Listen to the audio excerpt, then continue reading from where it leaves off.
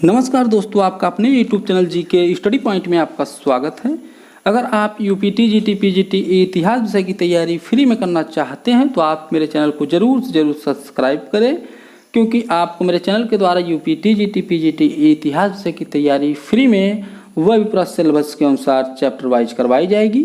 आज की इस वीडियो में मुगल काल से संबंधित जो भी महत्वपूर्ण कई साल से यूपी पीजीटी की परीक्षा में पूछे जा रहे हैं, उन सभी महत्वपूर्ण प्रश्नों को आज के इस वीडियो में आप लोगों को बताऊंगा।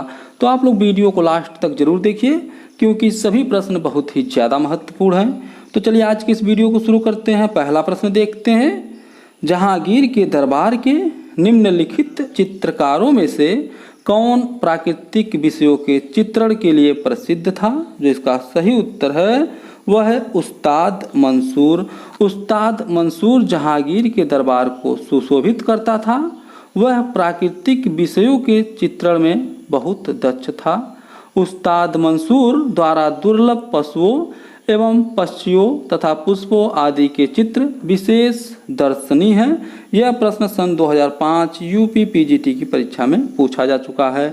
अगला प्रश्न देखते हैं, निम्नलिखित में से किसने तबकात ए अकबरी की रचना की? जो इसका सही उत्तर है वह है निजामुद्दीन अहमद। निजामुद्दीन अहमद ने तबकात ए अकबरी की रचना की थी। अगला प्रश्न देखते हैं, निम्नलिखित में से किसको मदद ए मास अनुदान प्रदान किए जाते थे? इसका सही उत्तर है वह है संतों और विद्वानों को मदद ए मास अनुदान संतों और विद्वानों को प्रदान किया जाता था। अगला प्रश्न देखते हैं, निम्नलिखित में से कौन सा ग्रंथ दारा सिकोह की रचना नहीं है? जो इसका सही उत्तर है वह है दारा बनाम। दारा बनाम दारा सिकोह की रचना नहीं है, जबकि सिर्र ए अकबर दारा सिकोह की रचना है। मज्म उल बहरीन दारा सिकोह की रचना है। समुद्र संगम यह भी दारा सिकोह की रचना है, जबकि दारा बनाम दारा सिकोह की रचना नहीं है। अगला प्रश्न देखते हैं,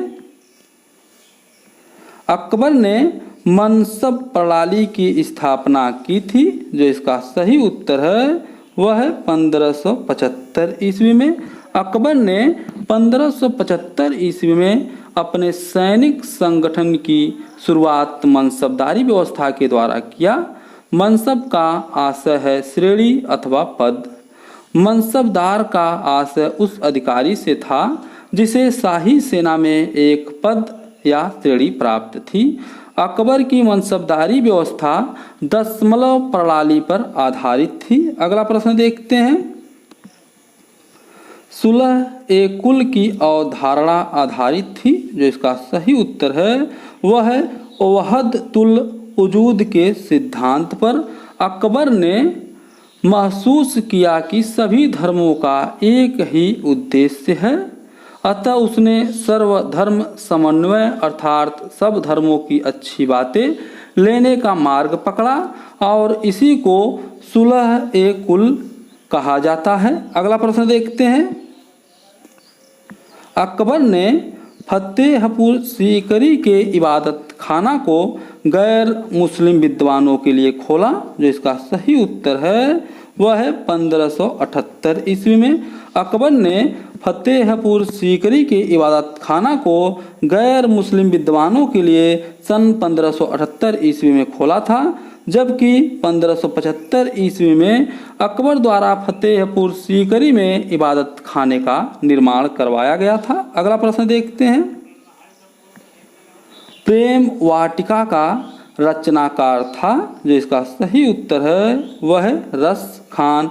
प्रेम वाटिका का रचनाकार जो है वह रस खान था। अगला प्रश्न देखते हैं, कलीलाह वह दिमना निम्नलिखित में से किस ग्रंथ का अरबी रूपांतर है? जो इसका सही उत्तर है वह है पंचतंत्र। कलीलाह वह दिमना पंचतंत्र का अरबी रूपांतर है, जबकि महाभारत का फारसी अनुवाद रज्मनामा से किया गया था। अगला प्रश्न देखते हैं, मदिरा एवं अन्य मादक द्रव्यों के प्रयोग पर निषेध लगाने वाले मुगल सम्राट का नाम था? जो इसका सही उत्तर है वह है जहांगीर। मदिरा एवं अन्य मादक पदार्थों के प्रयोग पर निषेध लगाने वाले मुगल सम्राट का नाम जहांगीर था। अगला प्रश्न देखते हैं। अकबर ने सर्वप्रथम दक्षिण भारत के जिस राज्य पर आक्रमण किया वह था? जो इसका सही उत्तर है वह है अहमदनगर। अकबर ने सर्वप्रथम दक्षिण भारत के अहमदनगर राज्य पर आक्रमण किया। उस समय वहां चांद बीबी अपने भतीजे की संरक्षिका के रूप में शासन कर रही थी। अगला प्रश्न देखते हैं। भारत से पुर्तगाली सत्ता के पतन के कारणों में कौन सा कारण सही नहीं है? जो इसका सही उत्तर है वह है भारत में मुगल सत्ता की स्थापना। यह सही नहीं है। जबकि स्पेन का 1580 ईस्वी में पुर्तगाल पर अधिकार, यह सही है। अंग्रेजी एवं डच नौसैनिक शक्ति का उदय, यह भी सही है। औरंगजेब की व्यापार विरोधी नीति, यह भी सही है। अगला प्रश्न देखते हैं। मुगल बादशाहों में किसका नाम जहीर उद्दीन मोहम्मद था? जो इसका सही उत्तर है वह है बाबर। बाबर का नाम जहीरुद्दीन मोहम्मद बाबर था। अगला प्रश्न देखते हैं।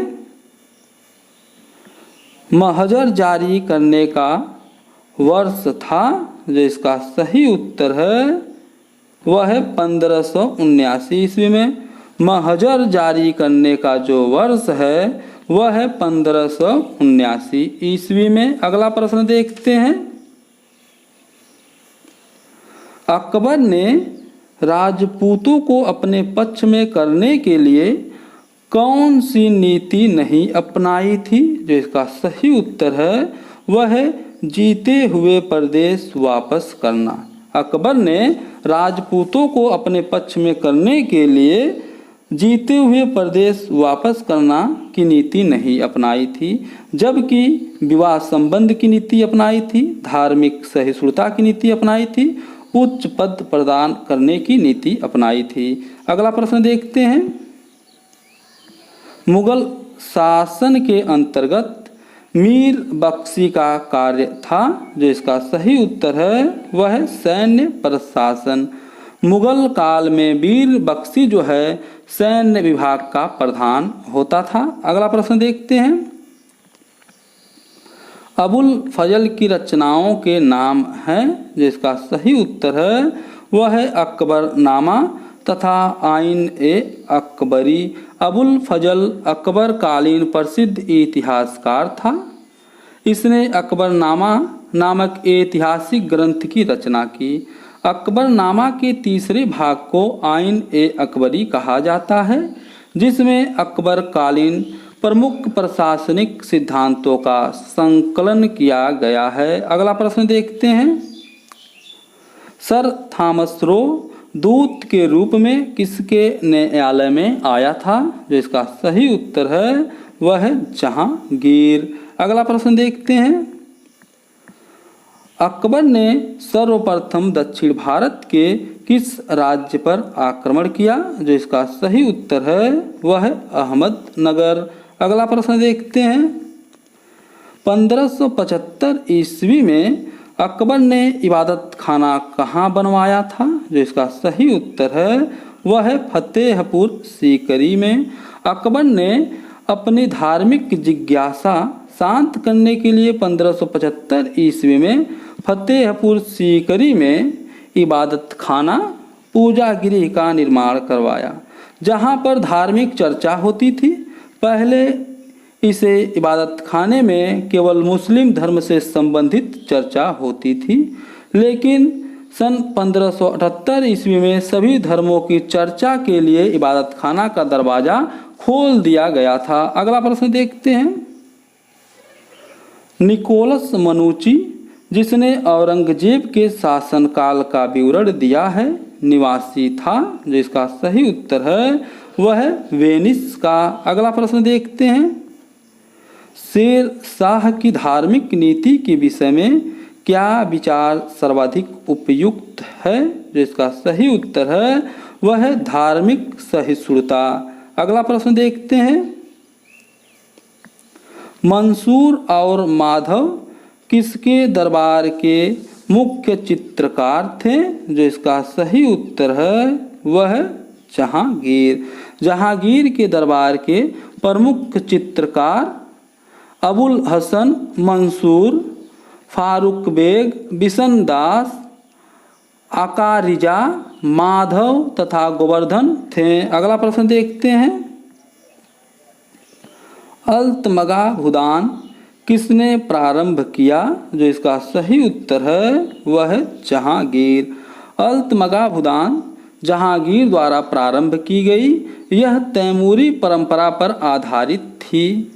यह विशेष शाही कृपा प्राप्त धार्मिक व्यक्ति को वंशानुगत रूप से दी जाती थी। इसे विशेष परिस्थितियों में शाही आदेश द्वारा ही रद्द किया जा सकता था। अगला प्रश्न देखते हैं। नानकार और बंद है? जो इसका सही उत्तर है वह है लगान मुक्त भूमि। मुगल कालीन शासन के अंतर्गत लगान मुक्त भूमि को नानकार और बंद कहा जाता था। अगला प्रश्न देखते हैं। मुगल स्मारक के किस भाग में मेहराब पाए जाते हैं? जो इसका सही उत्तर है वह है मुख्य द्वार। मुगल स्मारक के मुख्य द्वार पर मेहराब पाए जाते हैं।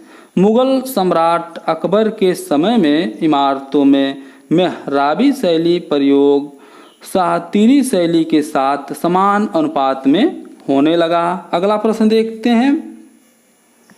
मुगलों के शासनकाल में निम्न में से कौन सा शाही दस्तावेज नहीं था? जो इसका सही उत्तर है वह है खुतबा।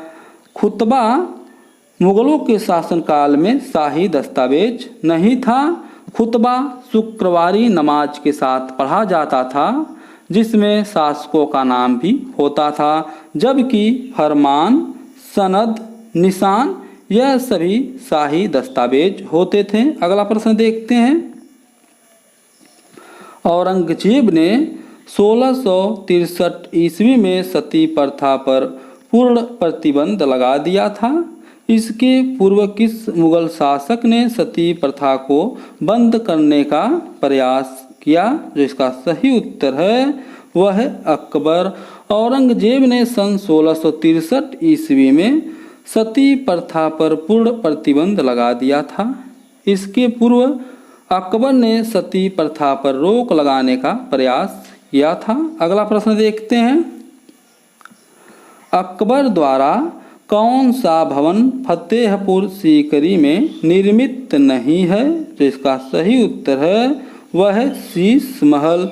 शीश महल का फतेहपुर सीकरी में निर्माण शाहजहां ने करवाया था, जबकि दीवाने आम, पंचमहल, दीवाने खास का निर्माण फतेहपुर सीकरी में अकबर द्वारा करवाया गया था। अगला प्रश्न देखते हैं। मुगल सेना के निम्नलिखित सैनिकों में कौन सर्वाधिक वेतनभोगी होता था? जो इसका सही उत्तर है वह है अहदी।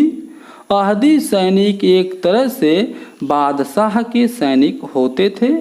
एक अहदी सैनिक को 500 रुपया वेतन प्राप्त होने का उल्लेख मिलता है, जबकि एक साधारण सैनिक को 12 से 15 रुपया वेतन प्राप्त होता था। अगला प्रश्न देखते हैं।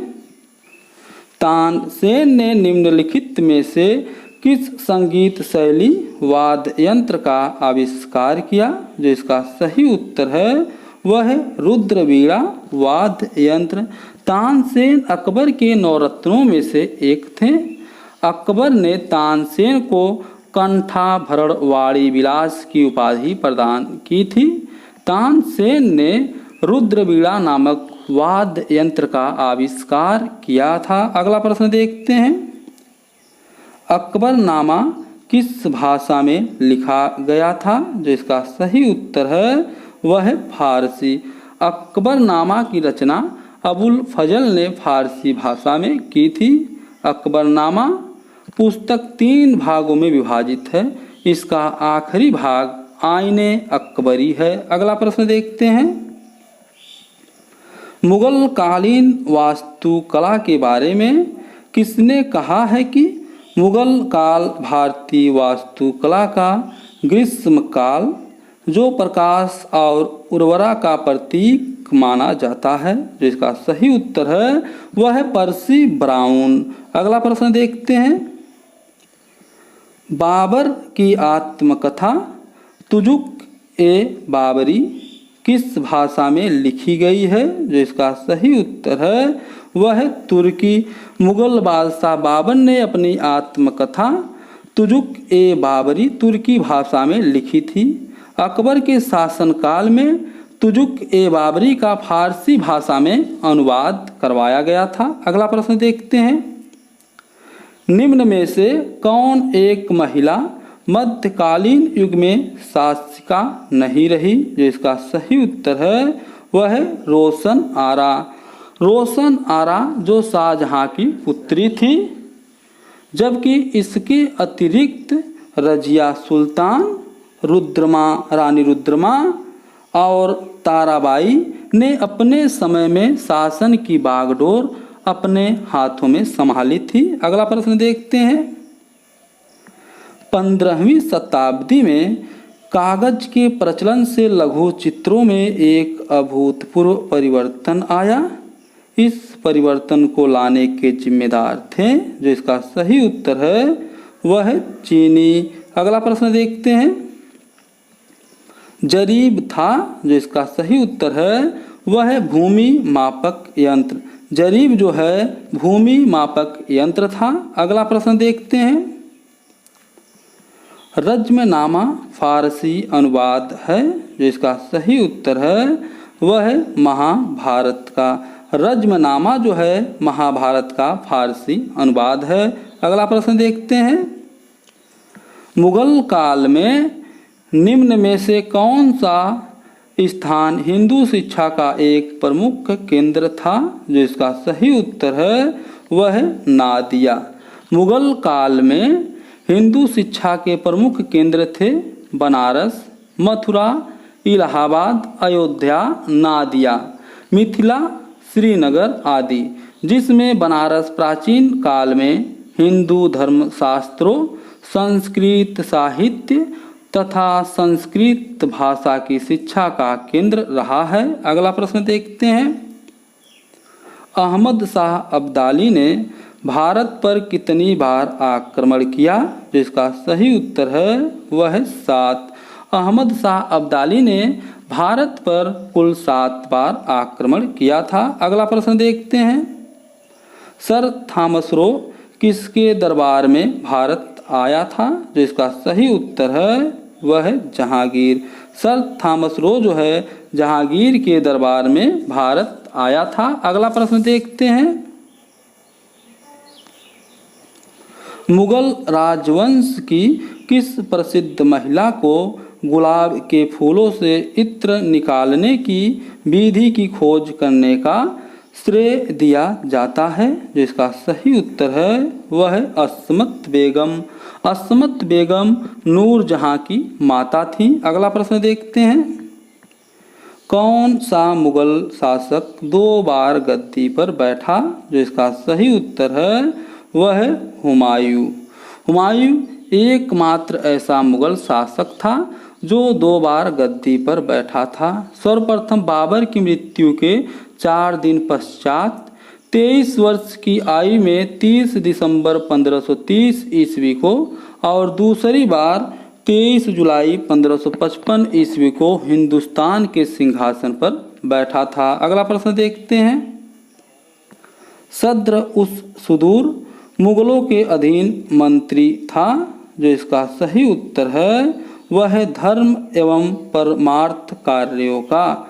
मुगल शासनकाल में सद्र उस सुदूर धार्मिक मामलों के हेतु बादशाह का सलाहकार होता था। अगला प्रश्न देखते हैं। किसके शासनकाल में पोर्ट्रेट चित्रकला का अत्यधिक विकास हुआ? जो इसका सही उत्तर है वह है अकबर।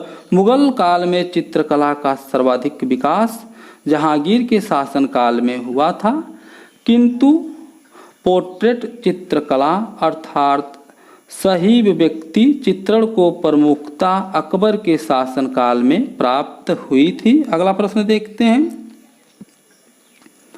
निम्नलिखित में से कौन सा ग्रंथ अकबर कालीन नहीं है? जो इसका सही उत्तर है वह है बादशाह नामा।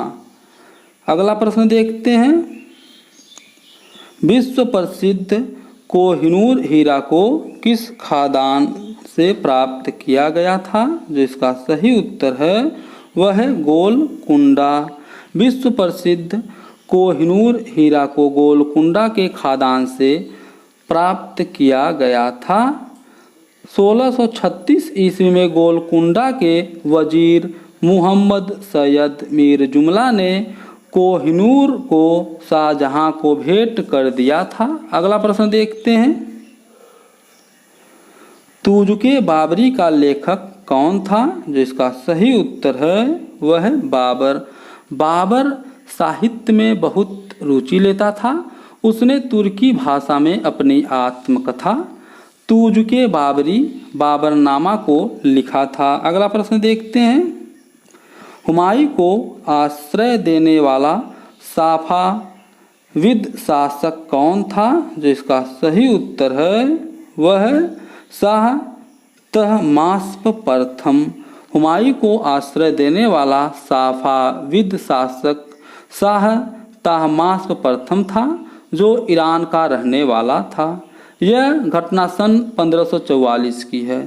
शाह तहमास्प प्रथम ने हुमायूं को कंधार जीतने के लिए सेना की सहायता भी दी थी। अगला प्रश्न देखते हैं, निम्नलिखित में से कौन सा अधिकारी इस्लामी कानून का संरक्षक था? जो इसका सही उत्तर है वह है काजी उल कुजात। काजी उल कुजात इस्लामी कानून का संरक्षक था। वह न्याय विभाग के साथ साथ धार्मिक मामलों से भी संबंधित था। अगला प्रश्न देखते हैं, मुगल काल में परगना के प्रशासन का मुखिया कौन होता था? जिसका सही उत्तर है वह है सिकदार। मुगल काल में परगना के प्रशासन का मुखिया जो है सिकदार होता था, जो वहाँ की शांति एवं व्यवस्था बनाए रखने के लिए उत्तरदायी होता था। अगला प्रश्न देखते हैं,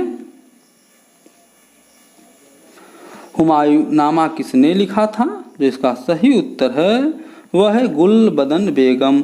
हुमायूं नामा की रचना गुलबदन बेगम ने की थी। अगला प्रश्न देखते हैं, अकबर ने किसे जगत गुरु की उपाधि प्रदान की थी? जिसका सही उत्तर है वह है हरि विजय सूरी। अगला प्रश्न देखते हैं, जब्ती व्यवस्था के अंतर्गत सर्वाधिक उपजाऊ भूमि किस रूप में वर्गीकृत की गई थी? जो इसका सही उत्तर है वह है पोलज। जबकि यहाँ पर पोजल होना चाहिए, यहाँ पर पोलज हो गया है। यहाँ पर पोजल, ठीक, यहाँ पोजल होगा। अगला प्रश्न देखते हैं, कौन मुगल सम्राट चित्रकला का उत्कृष्ट मर्मज्ञ था? जो इसका सही उत्तर है वह है जहांगीर। मुगल सम्राट जहांगीर चित्रकला का उत्कृष्ट मर्मज्ञ था। अगला प्रश्न देखते हैं, निम्न मुगल शासकों में से किसने सर्वप्रथम तुलादान को, जो हिंदुओं का तुलाभार समारोह था, को स्वीकार किया? जिसका सही उत्तर है वह है अकबर। अगला प्रश्न देखते हैं, निम्नलिखित शासकों में से किसने राम सीता के अंकन से युक्त सिक्के चलवाए? जो इसका सही उत्तर है वह है अकबर। मुगल कालीन शासक अकबर ने राम सीता के अंकन से युक्त सिक्के चलवाए थे। अगला प्रश्न देखते हैं, ग्रंथ अनवर सुलेही फारसी अनुवाद है? जो इसका सही उत्तर है वह है पंचतंत्र का। ग्रंथ अनवर सुलेही जो है फारसी अनुवाद पंचतंत्र का है। अगला प्रश्न देखते हैं, एतमाद उद दौला का मकबरा किसने बनवाया था? जो इसका सही उत्तर है वह है नूर जहां। एतमाद उद दौला का मकबरा नूर जहां ने बनवाया था। अगला प्रश्न देखते हैं, किसके काल में प्रसिद्ध मयूर सिंहासन निर्मित हुआ था? जो इसका सही उत्तर है वह है शाहजहां। शाहजहां के शासन काल में प्रसिद्ध मयूर सिंहासन निर्मित किया गया था। अगला प्रश्न देखते हैं, किस स्मारक को दक्कन का ताजमहल कहा जाता है? जो इसका सही उत्तर है वह है बीबी का मकबरा। बीबी का मकबरा को दक्कन का ताजमहल कहा जाता है। इस मकबरे का निर्माण मुगल सम्राट औरंगजेब ने अपनी प्रिय पत्नी राबिया दुर्रानी की याद में 1678 ईस्वी में औरंगाबाद में बनवाया था। इसकी स्थापत्य कला शैली जो है ताजमहल पर आधारित है। अगला प्रश्न देखते हैं, औरंगजेब की मृत्यु के पश्चात बंगाल किसके नेतृत्व में मुगल साम्राज्य से लगभग स्वतंत्र हो गया? जो इसका सही उत्तर है वह है मुर्शिद कुली खां।